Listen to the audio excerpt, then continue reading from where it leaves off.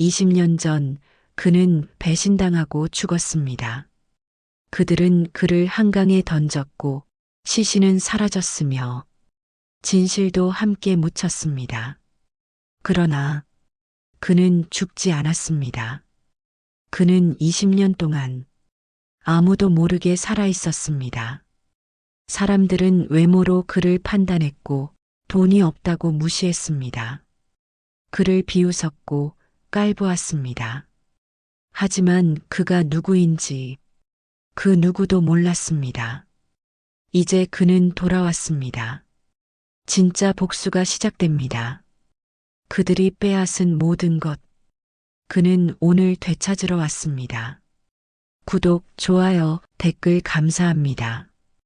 2024년 11월 어느 추운 월요일 아침, 서울 강남구 테헤란로에 위치한 프라임 투자증권 본사 로비, 높이 솟은 천장과 화려한 샹들리에 이탈리아산 대리석 바닥이 햇살을 받아 반짝입니다. 이곳은 대한민국 금융업계에서 손꼽히는 중견 증권사로 자산운용 규모만 해도 15조 원에 달하는 곳입니다. 오전 10시 정각 회전문이 천천히 열리며 한 남자가 들어섭니다. 그의 이름은 한지훈, 60대 초반으로 보이는 이 남자는 여느 방문객과는 확연히 달라 보입니다. 헐렁한 작업복 상의에는 페인트 얼룩이 여기저기 묻어 있고 바른 청바지는 무릎 부분이 해져 있습니다. 손에는 노란색 안전모를 들고 있고 작업용 장갑이 허리춤에 꽂혀 있습니다. 마치 인근 재개발 현장에서 막 나온 듯한 모습입니다. 로비 한쪽 소파에 앉아있던 젊은 직원들이 그를 발견하고 서로 눈짓을 주고받습니다. 한 여직원이 동료에게 속삭입니다. 저 사람 여기 왜 온 거야? 길 잃은 거 아니야? 다른 남직원이 키득거리며 대답합니다. 아마 화장실 찾는 거 아닐까? 공사장 인부들 가끔 그러잖아.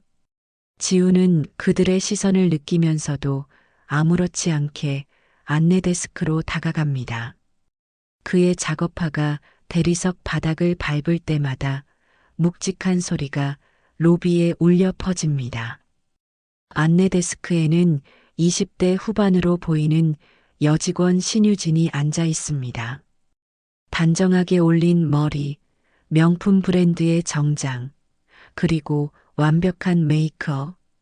그녀는 컴퓨터 화면을 보다가 고개를 들어 지훈을 발견하고는 순간 표정이 굳어집니다. 어디서 오셨어요? 유진의 목소리에는 명백한 경계심이 묻어납니다. 그녀는 본능적으로 지훈을 위아래로 훑어봅니다. 작업복, 안전모 때 묻은 손톱, 낡은 운동화. 모든 것이 이곳과 어울리지 않습니다. 지훈은 차분한 목소리로 대답합니다. 계좌 하나 만들려고 왔습니다. 네, 계좌요? 유진은 믿을 수 없다는 표정을 감추지 못합니다. 그녀는 5년간 이곳에서 일하며 수많은 고객을 상대했지만 이런 차림으로 계좌 개설을 요청한 사람은 처음이었습니다. 보통 이곳을 찾는 고객들은 명품 정장에 고급 시계를 차고 최소 수억 원 이상의 자산을 운용하는 사람들입니다. 고객님, 여기는 프라임 투자증권인데요. 혹시 은행이랑 착각하신 건 아니시죠? 유진의 말투는 점점 더 냉담해집니다. 옆에 서 있던 다른 직원도 힐끔힐끔 이쪽을 쳐다보며 웃음을 참고 있습니다. 아니요, 여기가 맞습니다. 계좌 개설 가능하죠? 지훈의 태도는 여전히 침착합니다. 하지만 유진은 이미 선입견으로 가득합니다. 가능하긴 한데요. 저희는 최소 예치금이 5천만 원 이상이거든요. 그리고 자산운용 상담도 필요하고요. 괜찮으세요? 유진은 의도적으로 금액을 강조합니다. 5천만 원. 일반 서민에게는 결코 작지 않은 금액입니다. 당연히 저 작업복 차림의 남자는 포기하고 돌아갈 거라고 생각합니다. 하지만 지우는 고개를 끄덕입니다. 알겠습니다. 진행해 주세요. 유진은 당황합니다. 설마 정말로 계좌를 만들려는 건가? 그녀는 동료 직원과 눈빛을 교환한 후 마지못해 대기번호표를 출력합니다. 여기요. 저기 대기석에서 기다리시면 호출해 드릴게요. 번호표를 건네는 그녀의 태도는 마치 귀찮은 일을 떠맡은 사람처럼 불친절합니다. 지우는 번호표를 받아들고 대기석으로 향합니다. 그가 지나갈 때마다 로비에 있던 사람들의 시선이 따라옵니다. 수군거림도 들립니다. 저 사람 진짜 여기서 계좌 만들려나? 5천만 원이나 있을 것 같아? 에이, 설마. 그냥 구경 온 거 아닐까? 지우는 가죽 소파에 앉습니다. 그의 작업복이 고급 소파와 대조를 이룹니다. 옆자리에 앉아있던 정장 차림의 중년 남성이 슬그머니 자리를 옮깁니다. 마치 지훈이 전염병이라도 가진 것처럼 말이죠. 하지만 지훈은 전혀 개의치 않고 조용히 앞을 응시합니다. 그의 눈빛은 깊고 무언가를 꿰뚫어 보는 듯합니다. 15분이 지나고 전광판에 그의 번호가 떴습니다. 25번 고객님, VIP 상담실로 오십시오. 기계음 안내가 로비에 울려 퍼집니다. VIP 상담실. 이곳은 프라임 투자증권의 핵심 고객들만 출입할 수 있는 공간입니다. 프라이버시를 위해 완전히 독립된 방으로 구성되어 있고 고급 원목 가구와 가죽 소파, 그리고 벽면을 장식한 유명 화가의 그림들이 이곳의 위상을 말해줍니다. 30대 초반의 팀장 최민혁이 서류를 정리하다가 문이 열리는 소리에 고개를 듭니다. 그리고 들어서는 지훈을 보는 순간 그의 표정이 일그러집니다. 민혁은 명문대 경영학과를 졸업하고 이곳에서 7년간 근무하며 차근차근 승진한 인물입니다. 그는 자신의 능력과 지위에 대한 자부심이 강했고 동시에 외모와 겉모습으로 사람을 판단하는 경향이 있었습니다.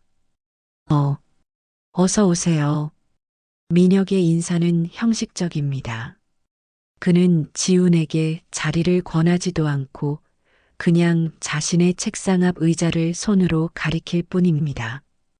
평소 고객들에게 하던 친절한 태도와는 완전히 다릅니다. 지훈은 천천히 의자에 앉습니다. 민혁은 컴퓨터 화면을 보며 기계적으로 묻습니다. 신분증이랑 통장 준비하셨어요? 네, 여기요. 지훈이 낡은 지갑에서 주민등록증을 꺼냅니다. 민혁은 그것을 받아들고 대충 훑어본 후 스캐너에 올려놓습니다. 신분증 정보가 화면에 뜹니다. 이름 한지훈. 생년월일 1964년 3월 15일생. 주소 서울시 관악구 봉천동. 민혁의 눈썹이 미세하게 올라갑니다. 봉천동. 서울에서도 상대적으로 서민들이 많이 사는 동네입니다. 그는 더욱 지훈을 무시하는 눈빛으로 바라봅니다. 통장은요? 통장은 아직 없습니다. 그래서 계좌를 만들러 온 거고요. 네. 민혁의 표정이 더욱 일그러집니다. 고객님, 계좌 개설하시려면 최소 예치금 5천만 원을 바로 입금하셔야 하는데요. 준비하셨어요? 아니요. 오늘은 일단 계좌만 만들고 내일 입금하려고 합니다. 순간 민혁의 얼굴이 싸늘하게 굳어집니다. 그는 의자를 뒤로 젖히며 팔짱을 낍니다. 고객님, 여기가 어디라고 생각하세요? 동네 은행인 줄 아세요? 민혁의 목소리가 높아집니다. 복도를 지나가던 다른 직원들이 유리문 너머로 안을 들여다봅니다. 저희 프라임 투자증권은 대한민국 최고의 자산운용사입니다. 여기는 최소 수억 원 이상 자산을 가진 분들이 오시는 곳이에요. 돈도 없이 그냥 계좌만 만들러 오시면 어떡합니까? 민혁 옆에 서 있던 여직원이 손으로 입을 가리며 키득거립니다. 지우는 아무 말 없이 민혁을 바라봅니다. 그의 눈빛은 차갑지만 동시에 어딘가 슬퍼 보입니다. 죄송합니다. 제가 착각했네요. 지훈이 천천히 자리에서 일어납니다. 민혁은 비아냥거리는 투로 말합니다. 다음에 오실 거면 돈부터 준비하고 오세요, 아저씨. 여기는 장난치러 오는 데가 아니거든요. 시간 낭비 좀 하지 마시고요. 지우는 아무 대꾸도 하지 않고 상담실 문을 엽니다. 복도로 나서자 여러 직원들이 그를 쳐다봅니다. 누군가 속삭입니다. 역시 그럴 줄 알았어. 돈도 없으면서 여기는 왜 온 거야? 민혁 팀장님한테 혼났나 봐. 쪽팔리겠다. 지우는 로비를 가로질러 걸어갑니다. 안내 데스크의 유진이 동료와 웃으며 그를 쳐다봅니다. 회전문을 밀고 나가는 지훈의 뒷모습을 향해 로비의 웃음소리가 메아리칩니다. 문 밖으로 나온 지훈은 잠시 멈춰섭니다. 차가운 11월의 바람이 그의 얼굴을 스칩니다. 그는 건물을 올려다봅니다. 25층짜리 유리 건물이 햇빛을 받아 눈부시게 빛나고 있습니다. 그는 작게 중얼거립니다. 20년이 지났구나. 하지만 아무것도 변하지 않았어. 주머니에서 낡은 스마트폰을 꺼내 특정 번호로 전화를 겁니다. 신호음이 2번 울리고 여자의 목소리가 들립니다. 네, 대표님. 시작합니다. 계획대로 진행하세요. 알겠습니다. 전화를 끄는 지우는 주차장으로 향합니다. 그곳에는 20년 된 소나타 한 대가 서 있습니다. 그는 차에 올라타고 시동을 겁니다. 백미러로 자신의 얼굴을 바라봅니다. 주름이 깊게 패인 얼굴, 거친 손, 그리고 깊은 눈빛. 이제 시작이야. 그날 저녁 8시, 서울 청담동. 이곳은 대한민국 최고 부촌 중 하나로 고급 빌라와 펜트하우스가 즐비한 지역입니다. 한 30층짜리 고급 주상복합 건물의 최상층, 바로 펜트하우스. 현관문이 열리고 지훈이 들어섭니다. 300평에 달하는 이 집은 한 사람이 살기에는 너무나 넓습니다. 거실의 통유리창 너머로 서울 야경이 한눈에 들어옵니다. 남산타워의 불빛, 한강을 가로지르는 다리들, 그리고 끝없이 펼쳐진 도시의 불빛들.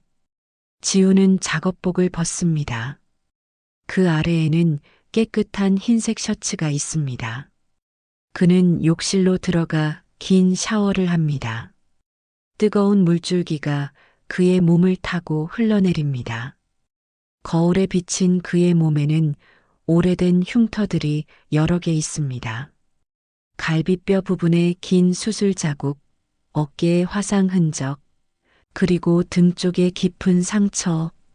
샤워를 마친 지우는 실크 가운을 걸치고 서재로 향합니다. 서재 문을 여는 순간 전혀 다른 세계가 펼쳐집니다. 한쪽 벽면에는 각종 증명서와 사진들이 빼곡히 걸려 있습니다. 2004년 프라임 투자증권 창립 인가증, 금융감독원 증권업 허가증, 20년 전 창립식 사진들. 각종 신문 스크랩. 그중 가장 눈에 띄는 것은 창립식 테이프 커팅 사진입니다. 하지만 그 사진 속 주인공은 지금의 지훈이 아닙니다. 더 젊고 더 건강해 보이는 정장을 단정하게 차려입은 30대 후반의 남자. 사진 아래에는 설명이 적혀 있습니다. 프라임 투자증권 창립자 강태준 대표 2004년 3월 15일. 지훈은 책상 앞에 앉습니다. 서랍을 열자 여러 개의 파일이 정리되어 있습니다. 그 중 하나를 꺼냅니다. 파일 표지에는 프로젝트 피닉스라고 적혀 있습니다. 파일을 펼치자 수많은 문서들이 나옵니다. 주식거래 내역, 부동산 등기부등본, 금융거래 기록, 그리고 수많은 사진들. 20년 동안 수집한 증거들입니다. 지훈은 또 다른 서랍을 엽니다. 그 안에는 낡은 수첩 한 권이 있습니다. 가죽 표지는 세월의 흔적으로 낡았고 모서리는 닳아서 해졌습니다. 그는 수첩을 펼칩니다. 첫 페이지, 삐뚤빠뚤한 글씨로 적힌 문장. 2004년 11월 23일. 오늘 강태준은 죽었다. 그리고 한지훈이 태어났다. 다음 페이지를 넘깁니다. 한강 물속에서 눈을 떴을 때 나는 이미 다른 사람이었다. 차가운 물, 어둠, 그리고 배신. 이 모든 것을 기억한다. 박성호, 너를 절대 잊지 않겠다. 지훈은 수첩을 덮고 책상 서랍 깊숙한 곳에서 작은 금고를 꺼냅니다. 비밀번호를 입력하자 금고가 열립니다. 그 안에는 2개의 주민등록증이 나란히 놓여 있습니다. 첫 번째 주민등록증, 이름 강태준, 생년월일 1964년 3월 15일생, 주소 서울시 강남구 청담동 발급일 2003년 1월, 사진 젊고 건강한 30대 후반 남성. 두 번째 주민등록증, 이름 한지훈, 생년월일 1964년 3월 15일생 동일, 주소 서울시 관악구 봉천동 발급일 2005년 8월, 사진 현재의 지훈과 똑같은 얼굴. 지훈은 두 신분증을 나란히 놓고 바라봅니다. 같은 사람이지만 완전히 다른 인생. 하나는 성공한 금융인, 다른 하나는 사회 밑바닥의 노동자. 그는 벽에 걸린 달력을 봅니다. 빨간 동그라미가 쳐진 날짜 11월 23일. 바로 3일 후입니다. 그날은 그가 한강에 던져진 날로부터 정확히 20년이 되는 날입니다. 지훈은 스마트폰을 꺼내 특정 번호로 전화를 겁니다. 신호음이 울리고 차분한 여자 목소리가 들립니다. 네, 회장님. 이사 장경희입니다. 내일 주주총회 소집 공고 나갑니까? 네, 내일 오전 9시에 전자공시로 발표됩니다. KL홀딩스의 35% 지분 취득권도 함께 공개됩니다. 좋습니다. 그리고 박성호 대표에게 전화 한 통 넣으세요. 내가 직접 만나고 싶다고. 알겠습니다, 회장님. 전화를 끄는 지훈은 거실로 나와 통유리창 앞에 섭니다. 아래로 서울의 야경이 펼쳐집니다. 그는 와인 한 잔을 따르고 천천히 음미합니다. 20년을 기다렸다. 이제 끝을 내야지. 그의 눈빛에는 결연한 의지가 담겨 있습니다. 동시에 깊은 슬픔도 함께 있습니다. 복수는 달콤하지만 동시에 씁쓸한 것이기도 합니다. 거실 한쪽 벽에는 액자가 하나 걸려 있습니다. 2004년 초봄, 벚꽃이 만개한 여의도 공원에서 찍은 사진. 젊은 강태준이 아름다운 여인과 함께 웃고 있습니다. 그 여인의 배는 불러 있습니다. 임신 7개월쯤 되어 보입니다. 지우는 그 사진을 오랫동안 바라봅니다. 그리고 작게 속삭입니다. 여보, 우리 아이. 미안해. 아빠가 너희를 지키지 못했어. 하지만 이제 끝낼게. 반드시. 그의 눈가에 눈물 한 방울이 맺힙니다. 다음 날 오전 9시 정각 프라임 투자증권 본사 25층 대회의실 긴급 임원회의가 소집됩니다. 평소에는 한 달에 한 번 정기회의만 하는 이곳에서 긴급회의가 열리는 것은 매우 이례적인 일입니다. 회의실 문이 열리고 임원들이 하나둘 들어옵니다. CFO 재무이사 김태수, COO 운영이사 이영희, CMO 마케팅이사 정민준, 그리고 각 부서의 팀장들까지 총 15명이 모입니다. 모두들 긴장한 표정입니다. 갑작스러운 회의 소집 통보를 받고 무슨 일인지 궁금해하고 있습니다. 마지막으로 대표이사 박성호가 들어섭니다. 50대 중반의 박성호는 프라임 투자증권을 20년간 이끌어온 인물입니다. 정확히 말하면 강태준이 사라진 후 이 자리를 차지한 사람입니다. 그는 명문대 출신의 MBA 학위를 가진 겉으로 보기에는 완벽한 경영자입니다.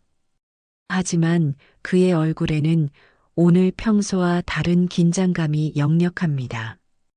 이마에 땀이 송글송글 맺혀 있고 손이 미세하게 떨리고 있습니다. 자, 다들 모였으니 시작하겠습니다. 박성호의 목소리도 평소보다 떨립니다. 그는 노트북을 열고 프로젝터에 자료를 띄웁니다. 화면에 나타난 것은 한국거래소 공시자료입니다. 프라임 투자증권 주식 대량 취득 보고 취득자 KL홀딩스 KL홀딩즈 취득 지분율 35.2% 취득일 2024년 11월 20일 회의실이 술렁입니다. 임원들이 서로 눈빛을 교환합니다. CFO 김태수가 먼저 입을 엽니다. 대표님, 이게 무슨 일입니까? 35%면 거의 최대 주주 수준인데요. 박성호가 고개를 끄덕입니다. 맞습니다. 어제 장마감 후 확인한 결과입니다. 지난 한 달간 조용히 시장에서 매집한 것으로 보입니다. COO 이영희가 묻습니다. KL홀딩스요?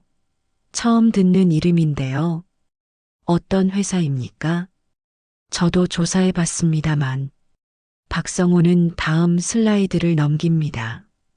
화면에는 KL홀딩스의 기업 정보가 나타납니다. KL홀딩스 KL홀딩즈 설립일 2024년 1월 신규 법인 자본금 500억 원 업종 지주회자 대표이사 한지훈 주요 사업 투자 및 자선운용. 한지훈? CMO 정민준이 그 이름을 따라 읽습니다. 전혀 들어본 적 없는 사람인데요. 박성호의 표정이 더욱 어두워집니다. 그게 문제입니다. 이 사람에 대한 정보가 거의 없어요. 재계 인사도 아니고 유명한 투자자도 아닙니다. 마치 갑자기 나타난 것처럼. 바로 그때 회의실 문이 천천히 열립니다. 모든 시선이 문 쪽으로 향합니다. 한 남자가 들어섭니다. 60대 초반 회색 정장을 단정하게 차려입고 은발을 깔끔하게 빗어넘긴 신사. 그의 걸음걸이는 당당하고 눈빛은 날카롭습니다. 임원들이 수군거립니다. 저 사람이 누구지? 초대하지 않은 사람인데. 하지만 박성호는 그 얼굴을 보는 순간 얼어붙습니다. CFO 김태수가 일어서며 묻습니다. 실례지만 누구십니까? 여긴 임원회의실인데요. 남자는 미소를 지으며 말합니다. 소개하죠.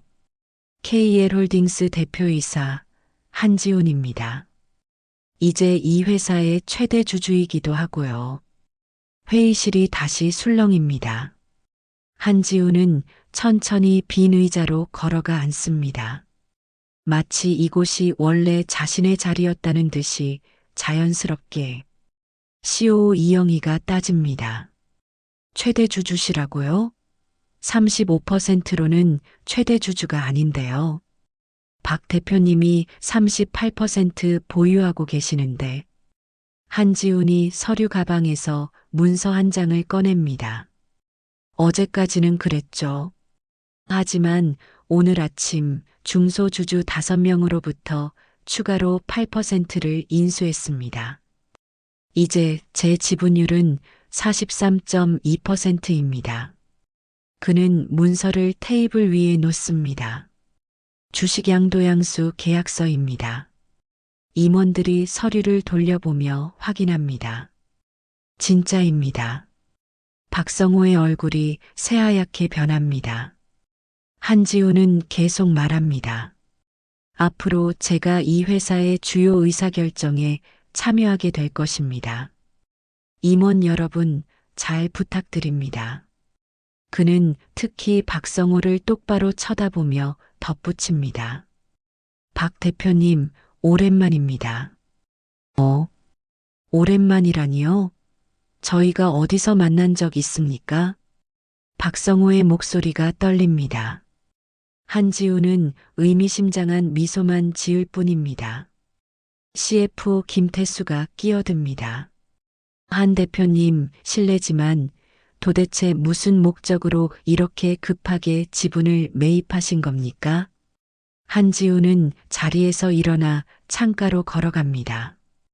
25층 높이에서 내려다 보이는 서울 시내가 한눈에 들어옵니다. 목적이요? 간단합니다. 그는 천천히 몸을 돌려 임원들을 바라봅니다. 이 회사를 정리하려고 합니다. 정리라니요? 말 그대로입니다. 프라임 투자증권의 해체 또는 매각을 추진할 것입니다. 회의실이 발칵 뒤집힙니다. 그게 무슨 말씀이십니까? 우리 회사가 무슨 문제라도 있습니까? 15조 원 자산을 운용하는 건전한 회사인데요. 한지훈은 손을 들어 조용히 시킵니다. 문제가 있습니다. 아주 심각한 문제가요. 그는 다시 자리에 앉으며 박성호를 똑바로 쳐다봅니다. 이 회사는 도둑맞은 회사입니다. 박성호가 벌떡 일어섭니다. 무슨 말도 안 되는 소리를. 우리 회사는 합법적으로 20년 전 이 회사의 진짜 창립자가 누구였는지 기억하십니까? 한지훈의 질문에 회의실이 조용해집니다. 임원들 중 몇몇은 20년 전부터 이 회사에 있었습니다. 그들은 불편한 기억을 떠올립니다. CMO 정민준이 조심스럽게 말합니다. 강태준, 강 대표님이 창립자셨죠. 하지만 20년 전 사고로 돌아가시고. 사고? 한지훈이 비웃습니다. 그게 정말 사고였을까요? 그는 서류 가방에서 오래된 사진 한 장을 꺼냅니다. 2004년 3월 15일 프라임 투자증권 창립식 사진. 테이프를 끊고 있는 강태준의 모습. 이분이 강태준입니다. 제 오랜 친구였죠. 한지훈은 사진을 테이블 위에 놓습니다. 그리고 제가 그의 복수를 하러 왔습니다. 박성호는 한지훈을 자신의 사장실로 따로 부릅니다. 사장실에 단둘이 남은 두 사람. 박성호는 블라인드를 모두 내려 외부와 차단합니다. 대체 당신이 누구요? 박성호의 목소리는 떨리고 있습니다. 한지훈은 편안하게 소파에 앉으며 다리를 꼽니다. 누구냐고요? 방금 말씀드렸잖습니까? 강태준의 친구. 아니, 정확히는. 한지우는 서서히 일어나 박성호에게 다가갑니다. 그리고 그의 얼굴 가까이 대고 속삭입니다. 당신이 죽였다고 생각한 그 사람입니다. 박성호의 얼굴이 순식간에 새하얗게 변합니다. 다리에 힘이 풀려 뒷걸음질 칩니다. 뭐라고? 그럴 리가. 당신이 강태준일 리 없어. 강태준은 죽었어. 20년 전에. 죽었죠. 한강 물속에서 말입니다. 한지우는 오래된 사진을 또 하나 꺼냅니다. 이번에는 개인적인 사진입니다. 2004년 여름 바닷가에서 찍은 사진. 젊은 강태준이 임신한 아내와 함께 웃고 있습니다. 기억나십니까? 제 아내 수진이. 그리고 뱃속에 있던 우리 아이. 박성호는 사진을 보며 몸을 떱니다. 한지훈의 목소리가 차갑게 변합니다. 2004년 11월 23일 밤. 당신은 저를 한강에 던졌습니다. 회사 지분을 빼앗기 위해서. 미쳤어? 증거라도 있어? 한지우는 주머니에서 작은 녹음기를 꺼냅니다. 그리고 재생 버튼을 누릅니다. 녹음 내용. 남자의 형, 정말 이렇게까지 해야 돼? 박성호의 목소리 어쩔 수 없어. 강태준이 있는 한 우리가 회사를 가질 수 없어. 그는 너무 정직해. 우리 계획을 절대 용납하지 않을 거야. 남자일 하지만 살인은 박성호 살인이 아니야. 그냥 사고로 보이게 하는 거지. 한강은 차가워. 시신도 못 찾을 거야. 녹음이 끝납니다. 박성호는 주저앉습니다. 이건 어디서? 20년 전 당신들이 저를 납치하기 직전에 했던 대화입니다. 당시 저는 우연히 창고 뒤에 있었고 당신들 대화를 몰래 녹음했죠. 뭔가 이상하다고 느꼈거든요. 한지우는 천천히 자신의 정장 상의를 벗습니다. 셔츠 단추를 풀자 가슴과 옆구리에 깊은 흉터들이 드러납니다. 이게 보입니까? 한강 물속에서 떠내려가며 바위에 부딪혀 생긴 상처들입니다. 갈비뼈 3개가 부러졌고 폐가 찢어졌죠. 박성호는 고개를 저으며 뒷걸음질 칩니다. 아니야. 이건 꿈이야. 당신은 죽었어. 20년 전 그날. 2004년 11월 23일 밤 11시. 당시 40세였던 강태준은 회사 임원들과의 회식을 마치고 택시를 탔습니다. 그날은 프라임 투자증권의 상장 예비심사가 최종 통과된 날이었습니다. 몇 달 후면 코스닥에 상장될 예정이었죠. 기사님, 여의도 아파트 단지로 가주세요. 택시는 한강변 도로를 달리기 시작했습니다. 태주는 창밖을 바라보며 생각에 잠깁니다. 집에서 기다리고 있을 임신한 아내 수진의 얼굴이 떠올랐습니다. 출산 예정일이 한 달 앞으로 다가왔습니다. 내년이면 아빠가 되는구나. 그는 미소를 지었습니다.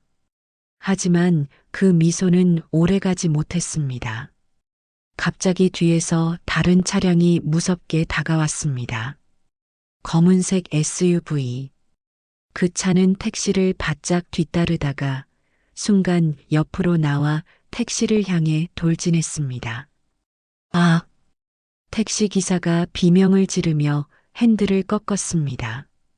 하지만 이미 늦었습니다. 쾅! 엄청난 충격음과 함께 택시가 중앙분리대를 들이받았습니다. 에어백이 터지고 유리창이 산산조각 났습니다. 태준의 머리가 차창에 부딪혔고 눈앞이 하얗게 변했습니다. 의식이 희미해지는 가운데 택시 문이 강제로 열리는 소리가 들렸습니다. 누군가 그의 안전벨트를 풀고 몸을 끌어냈습니다. 누구? 흐릿한 시야 속에서 얼굴이 보였습니다. 박성호. 그의 오른팔이자 부사장이었던 그 사람. 미안해요, 형. 하지만 어쩔 수 없어요. 박성호의 얼굴에는 냉혹한 표정이 가득했습니다. 옆에는 다른 남자 2명이 더 있었습니다. 회사 임원인 김태수와 정민준이었습니다. 빨리 해. 박성호의 명령에 2 남자가 태준의 팔을 붙잡았습니다. 그들은 태준을 끌고 한강변 난간으로 향했습니다. 왜 이러는 거야? 태준이 힘없이 물었습니다. 박성호는 차갑게 대답했습니다. 형은 너무 정직해요. 상장 후 회사를 키우려면 어두운 일도 해야 하는데 형은 절대 용납하지 않을 거잖아요. 그래서 이제 형 없이 우리가 회사를 운영할 겁니다. 네. 내 가족은 걱정 마세요. 사고사로 처리될 테니까. 보험금도 나올 거고 부인과 아이는 제가 잘 챙기겠습니다. 그 말에 태주는 분노로 몸을 떨었습니다. 하지만 이미 힘이 없었습니다. 머리 부상으로 피가 흐르고 있었고 의식도 점점 흐려졌습니다. 자, 이제 작별입니다. 박성호가 손을 들었습니다. 김태수와 정민준이 태준의 몸을 난간 너머로 밀었습니다. 안 돼. 태준의 비명과 함께 몸이 허공으로 떨어졌습니다. 11월의 차가운 한강 물속으로 곤두박질 쳤습니다. 첨벙. 차가운 물이 몸을 감쌌습니다. 태준은 물속에서 발버둥 쳤지만 이미 기력이 없었습니다. 물이 입과 코로 들어왔고 의식이 점점 멀어졌습니다. 수진아, 우리 아기, 미안해. 그렇게 강태준은 어둠 속으로 사라졌습니다. 10분 후, 한강변 둔치, 노숙자들이 모여 있는 곳에서 한 남자가 모닥불을 쬐고 있었습니다. 60대 중반의 이 남자, 한지호는 몇 년째 거리에서 생활하고 있었습니다. 갑자기 물속에서 이상한 소리가 들렸습니다. 지우는 귀를 기울였습니다. 분명 누군가 물에 빠진 소리였습니다. 그는 망설임 없이 강물로 뛰어들었습니다. 차가운 물속을 헤엄쳐 가자 떠내려가는 사람이 보였습니다. 지우는 그 사람을 붙잡고 물 밖으로 끌어냈습니다. 이봐, 정신 차려. 물가에 끌어올린 사람은 태준이었습니다. 의식이 없었고 숨도 거의 쉬지 않고 있었습니다. 지우는 즉시 심폐소생술을 시작했습니다. 하나, 둘, 셋. 1분, 2분, 5분이 지났을까? 콜록. 태준이 물을 토하며 의식을 되찾았습니다. 하지만 여전히 상태가 심각했습니다. 머리에서 피가 계속 흐르고 있었고 호흡이 불규칙했습니다. 병원 가야 해. 지훈이 말했지만 태준은 고개를 저었습니다. 안 돼. 병원 가면 놈들이 다시 올 거야. 뭐라고? 살려줘서 고마워. 하지만 나는 이미 죽은 사람이야. 죽은 사람으로 살아야 해. 태주는 지훈의 손을 꽉 잡았습니다. 제발 도와줘. 당신의 신분을 빌려줘. 무슨 소리야? 나는 강태준이야. 프라임 투자증권 사장. 하지만 이제 강태준은 죽었어. 당신 이름으로 살게 해줘. 제발. 지우는 망설였습니다. 하지만 태준의 절박한 눈빛을 보고는 고개를 끄덕였습니다. 알았어. 내 신분증을 줄게. 나는 어차피 세상에 연고도 없는 사람이니까. 고마워. 정말 고마워. 태주는 그렇게 한지훈이라는 이름을 얻었습니다.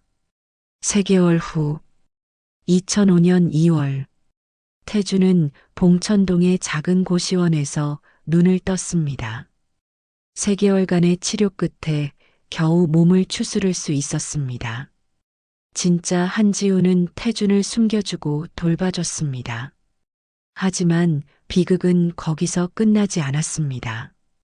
신문을 펼쳐든 태준의 손이 떨렸습니다.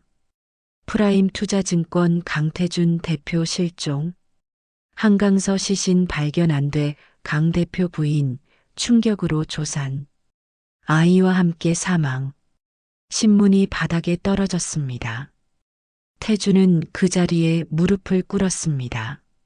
수진아, 우리 아기. 그는 소리 없이 울었습니다. 진짜 한지훈이 그의 어깨를 감싸 안았습니다. 미안하네. 내 잘못이야. 내가 그들을 의심했어야 했는데. 그날 밤 태준은 결심했습니다. 나는 죽었다. 강태준은 죽었다. 하지만 한지훈으로 다시 살아서 반드시 복수할 것이다. 수진과 우리 아이를 위해서 그는 진짜 한지훈에게 말했습니다. 이제부터 나는 당신이요. 한지훈으로 살겠소. 그리고 20년 후 반드시 돌아갈 것이요. 20년? 그래요. 완벽한 복수를 위해서는 시간이 필요해.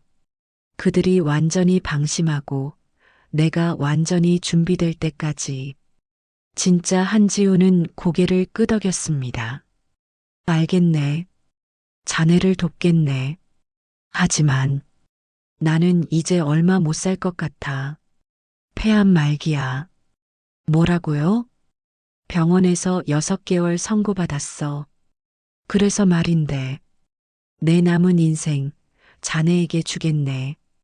내 이름으로 살고 내가 가진 것들 모두 자네 거야. 그럴 순 없소. 아니야. 나는 세상에 혼자야. 가족도 없고 친구도 없어. 하지만 자네는 복수해야 할 이유가 있잖아. 그게 내 삶에 의미를 주는 거야. 그렇게 두 사람은 신분을 바꿨습니다. 강태준은 한지훈이 되었고 진짜 한지훈은 7개월 후 조용히 세상을 떠났습니다. 현재 박성호는 바닥에 주저앉아 있고 한지훈 강태준은 그를 내려다보고 있습니다. 20년이요, 박 대표. 20년 동안 나는 당신을 지켜봤습니다. 공사장 인부로, 청소부로, 경비원으로 일하면서 말이죠. 한지훈은 창가로 걸어가 서울 시내를 내려다본다. 그 시간 동안 당신이 무엇을 했는지 모두 기록했습니다. 횡령, 배임, 주가 조작, 불법 대출. 셀 수 없이 많은 범죄들을요. 그는 서류철을 박성호 앞에 던집니다. 수백 장에 달하는 증거 자료들입니다. 이제 끝입니다. 당신의 20년 집권도, 이 회사도 모든 것이 끝났어요. 박성호는 고개를 들어 한지훈을 바라봅니다. 그의 눈에는 절망만이 가득합니다. 제발 용서해줘. 용서? 한지훈의 눈빛이 차갑게 변합니다. 내 아내와 아이는 누가 용서해 주나요? 그날 오후 5시 프라임 투자증권 본사 로비는 패닉 상태에 빠졌습니다. 긴급 기자회견이 소집되었고 주요 언론사 기자들이 몰려들었습니다. 회견장에는 한지훈이 서 있고 그 옆에는 검찰 수사관 2명이 함께합니다. 카메라 플래시가 터집니다. 지금부터 프라임 투자증권의 진실에 대해 말씀드리겠습니다. 한지훈의 목소리는 차분하지만 단호합니다. 20년 전 이 회사의 진짜 창립자 강태준은 살해당했습니다. 범인은 현 대표이사 박성호와 일부 임원들입니다. 기자들이 술렁입니다. 한지훈은 대형 스크린에 증거들을 하나씩 제시합니다. 2004년 11월 23일 밤의 녹음 파일, 교통사고를 가장한 살인의 증거, 20년간의 횡령 기록, 불법 대출 내역. 그리고 저는 한지훈이 잠시 말을 멈춥니다. 그의 눈가에 눈물이 맺힙니다. 저는 바로 그 강태준입니다. 한지훈이라는 이름으로 20년을 살았지만 오늘 제 진짜 이름을 되찾습니다. 회견장이 발칵 뒤집힙니다. 뭐라고요? 20년 전에 죽었다던 그 사람이? 믿을 수 없는데요. 한지훈은 DNA 검사 결과서를 제시합니다. 국립과학수사연구원의 검사 결과입니다. 20년 전 실종 당시 남겨진 강태준의 유품과 제 DNA가 99.9% 일치합니다. 그 순간 회견장 뒤쪽에서 소란이 일어납니다. 박성호가 수갑을 찬 채 검찰에 연행되어 가고 있습니다. 기자들이 우르르 몰려갑니다. 박 대표, 한마디만. 정말 살인을 저지르신 겁니까? 박성호는 고개를 숙인 채 아무 말도 하지 않습니다. 한지훈은 그 모습을 조용히 지켜봅니다. 복수의 순간입니다. 하지만 그의 마음은 전혀 시원하지 않습니다. 오히려 공허함만이 가득합니다. 3개월 후 법원 선고 공판. 박성호는 살인미수, 횡령, 배임 등의 혐의로 징역 25년을 선고받았습니다. 함께 연루된 김태수와 정민준도 각각 15년, 12년의 실형을 선고받았습니다. 프라임 투자증권은 K홀딩스에 완전히 흡수합병되었고 회사명은 피닉스 투자증권으로 변경되었습니다. 불사조처럼 다시 태어난다는 의미입니다. 한지훈, 아니 이제는 다시 강태준으로 돌아온 그는 새로운 회사의 회장이 되었습니다. 하지만 그는 일선에서 물러나 고문 역할만 맡기로 했습니다. 이제 젊은 사람들이 이끌어가야 해요. 그는 새로운 대표로 40대 초반의 유능한 여성 금융인을 영입했습니다. 어느 날 저녁 태준은 여의도 한강공원을 혼자 걷습니다. 20년 전 자신이 물에 빠졌던 그 자리, 난간에 기대어 한강을 바라봅니다. 수진아, 우리 아기, 이제 복수는 끝났어. 하지만 너희는 돌아오지 않는구나. 그의 눈에서 눈물이 흐릅니다. 미안해. 정말 미안해. 그때 누군가 그의 어깨를 두드립니다. 돌아보니 신유진과 최민혁이 서 있습니다. 두 사람은 이미 해고된 상태였습니다. 회장님. 유진의 목소리는 떨립니다. 저희 정말 죄송합니다. 그때 회장님을 그렇게 무시하고 민혁도 고개를 깊이 숙입니다. 저희가 너무 어리석었습니다. 용서해 주십시오. 태주는 그들을 바라봅니다. 젊은 두 사람의 얼굴에는 진심 어린 후회가 가득합니다. 일어나세요. 태주는 그들을 일으켜 세웁니다. 당신들은 잘못했습니다. 하지만 그는 잠시 말을 멈춥니다. 나도 잘못했어요. 당신들에게 기회를 주지 않고 바로 해고시킨 것. 그건 내 분노 때문이었어요. 3개월 후 피닉스 투자증권 본사. 이제 이곳의 분위기는 완전히 달라졌습니다. 1층 로비 입구에는 커다란 액자가 걸려 있습니다. 모든 방문객은 귀한 손님입니다. 작업복을 입었든 정장을 입었든 모두 동등한 대우를 받을 권리가 있습니다. 강태준, 한지훈. 어느 날 오후 한 젊은 남자가 작업복을 입고 로비로 들어섭니다. 안내 데스크에는 새로 입사한 직원이 앉아 있습니다. 어서 오세요. 무엇을 도와드릴까요? 직원은 환하게 웃으며 일어나 인사합니다. 차림새를 전혀 신경 쓰지 않습니다. 로비 한쪽에서 이 장면을 지켜보는 두 사람. 바로 신유진과 최민혁입니다. 이제 그들은 이 회사의 인권교육팀 소속입니다. 신입사원과 기존 직원들에게 차별 금지 교육을 담당하는 부서입니다. 잘하고 있네요. 유진이 미소 지으며 말합니다. 우리가 가르친 대로 하고 있어요. 민혁도 고개를 끄덕입니다.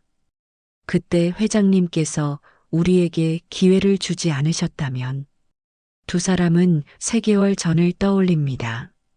플래시백 마이너스 3개월 전 한강공원. 저희를 다시 뽑아주시는 겁니까? 유진이 믿을 수 없다는 표정으로 물었습니다. 태주는 고개를 끄덕였습니다. 하지만 조건이 있습니다. 무엇이든 하겠습니다. 민혁이 대답했습니다. 새로운 부서를 만들 겁니다. 인권교육팀. 모든 직원들에게 차별 금지 교육을 하는 부서입니다. 태주는 두 사람을 번갈아 보며 말했습니다. 당신들이 그 팀의 강사가 되는 겁니다. 당신들이 겪은 일, 당신들이 저지른 잘못, 그리고 그로 인한 결과를 모든 직원들에게 이야기하세요. 유진과 민혁은 서로를 쳐다봤습니다. 하지만 그건 너무 수치스러운, 수치를 견디는 것이 진정한 반성입니다. 태준의 목소리는 단호했습니다. 당신들의 이야기가 다른 사람들을 바꿀 수 있어요. 그것이 당신들이 속죄하는 방법입니다. 두 사람은 고개를 숙였습니다. 그리고 결국 그 제안을 받아들였습니다. 플래시백 종료. 현재 유진과 민혁은 이제 매주 신입사원 교육을 합니다. 강의실에는 20명의 신입사원들이 앉아 있습니다. 유진이 앞에 나가 말합니다. 오늘은 제 실패담을 들려드리겠습니다. 3개월 전 저는 한 고객을 겉모습만 보고 무시했습니다. 그녀는 그날의 일을 솔직하게 이야기합니다. 작업복을 입은 한지훈, 강태준을 어떻게 대했는지, 그리고 그것이 어떤 결과를 낳았는지. 그분은 이 회사의 진짜 주인이었습니다. 저는 제 일자리를 잃었고 회사는 큰 혼란에 빠졌습니다. 신입사원들이 숨을 죽이며 듣습니다. 민혁도 자신의 이야기를 덧붙입니다. 저는 더 심했습니다. 그분을 직접 모욕했으니까요. 돈도 없으면서 왜 왔냐고 말했습니다. 그는 눈시울이 붉어집니다. 하지만 회장님은 우리에게 2번째 기회를 주셨습니다. 그분이 진정으로 바꾸고 싶었던 것은 우리 같은 사람들이었습니다. 강의가 끝난 후 한 신입사원이 손을 듭니다. 질문 있습니다. 회장님은 왜 그렇게 차려입고 오신 걸까요? 진짜 정체를 숨기고 직원들을 시험한 건가요? 유진이 고개를 젓습니다. 아니요. 회장님은 진짜로 20년간 그렇게 사셨어요. 작업복이 그분의 진짜 옷이었습니다. 우리가 본 것이 그분의 진짜 모습이었어요. 그럼 왜? 그분은 우리에게 가르치려 한 게 아니었어요. 그저 평범하게 대우받고 싶었던 겁니다. 하지만 우리는 그조차 주지 않았죠. 강의실이 조용해집니다. 같은 시각 회장실. 강태준은 창가에 서서 아래를 내려다봅니다. 로비로 들어오는 사람들이 보입니다. 정장을 입은 사람, 작업복을 입은 사람, 캐주얼한 옷을 입은 사람. 모두가 똑같이 환대받고 있습니다. 그의 책상 위에는 오래된 사진이 놓여 있습니다. 임신한 수진과 함께 찍은 그 사진. 그는 사진을 들어 바라봅니다. 여보, 우리 아이. 이제 조금은 의미 있는 일을 한 것 같아. 복수보다 더 중요한 걸 깨달았어. 그때 노크 소리가 들립니다. 들어오세요. 문이 열리고 한 여성이 들어옵니다. 새로운 대표이사 장경희입니다. 회장님, 보고 드릴 게 있습니다. 말씀하세요. 지난 3개월간 고객 만족도가 300% 상승했습니다. 그리고 직원 이직률이 거의 0%가 되었습니다. 태준이 눈썹을 올립니다. 정말입니까? 네. 직원들이 이제 이 회사를 자랑스러워합니다. 사람을 존중하는 회사라고요. 태준은 미소를 짓습니다. 그거면 충분합니다. 경희가 조심스럽게 묻습니다. 회장님, 한 가지 여쭤봐도 될까요? 그러세요. 처음부터 이런 결과를 예상하셨습니까? 복수만이 목적이 아니었던 건가요? 태준은 잠시 생각하다가 대답합니다. 처음에는 복수만 생각했어요. 박성호를 무너뜨리고 회사를 파괴하는 것. 하지만 20년 동안 밑바닥에서 살면서 깨달았죠. 그는 창밖을 바라봅니다. 세상에는 나처럼 무시당하는 사람들이 너무 많다는 것을. 그들은 아무 잘못도 없는데 단지 가난하다는 이유로, 초라한 옷을 입었다는 이유로 무시받습니다. 그래서 진짜 복수는 단순히 악인을 벌하는 게 아니에요. 시스템을 바꾸는 겁니다. 사람들의 인식을 바꾸는 거죠. 경희는 고개를 끄덕입니다. 회장님은 정말 대단하신 분이십니다. 아니요. 태준은 고개를 젓습니다. 나는 그저 오래 살아남은 사람일 뿐입니다. 침묵의 증인으로 말이죠. 1년 후 마이너스 에필로그. 피닉스 투자증권은 업계 1위로 올라섰습니다. 하지만 더 중요한 것은 가장 일하고 싶은 회사 1위로 뽑혔다는 사실입니다. 강태준은 이제 완전히 일선에서 물러났습니다. 그는 다시 소박한 삶을 선택했습니다. 청담동 펜트하우스는 팔고 여의도의 작은 아파트로 이사했습니다. 어느 가을날 그는 한강공원을 산책합니다. 벤치에 앉아 책을 읽는데 옆에 젊은 커플이 앉습니다. 여기 경치 좋다, 그치? 응. 여기가 바로 그 유명한 곳이래.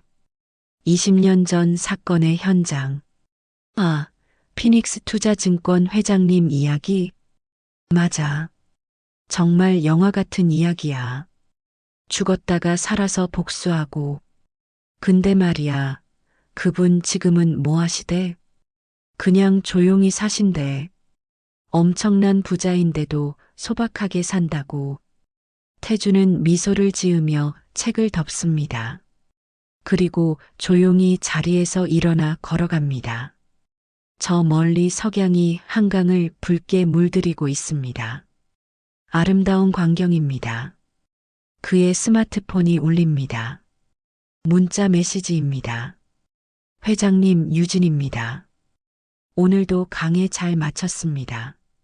신입사원들이 많이 배우고 갔어요. 감사합니다.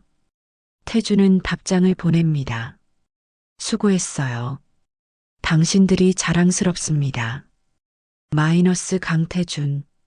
그는 주머니에 손을 넣고 천천히 걷습니다. 평범한 옷차림, 평범한 걸음걸이. 지나가는 사람들은 그를 알아보지 못합니다. 하지만 그는 상관없습니다. 이제 그는 증명할 것이 없습니다. 그는 하늘을 올려다봅니다. 수진아, 우리 아기. 이제 아빠는 평화로워. 복수도 끝났고 의미 있는 일도 했어.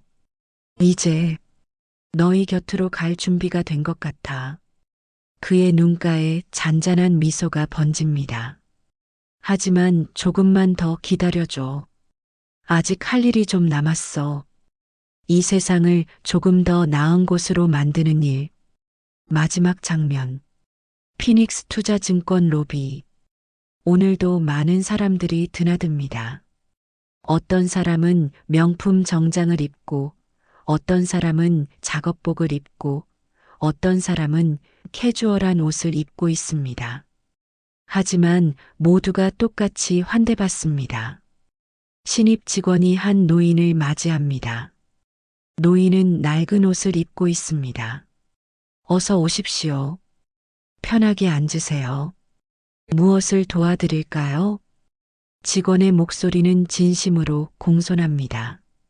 입구에 액자에 적힌 문구가 햇빛을 받아 빛납니다.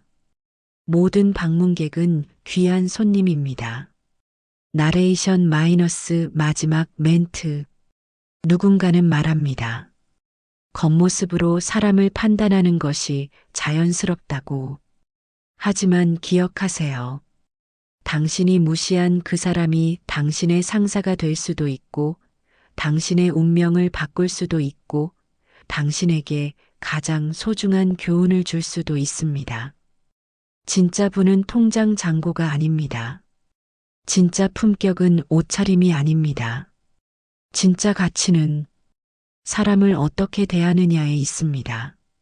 강태준은 20년간 침묵의 증인으로 살았습니다. 그리고 마침내 세상에 메시지를 남겼습니다. 모든 사람은 존중받을 자격이 있다. 이것이 그의 진짜 복수였습니다.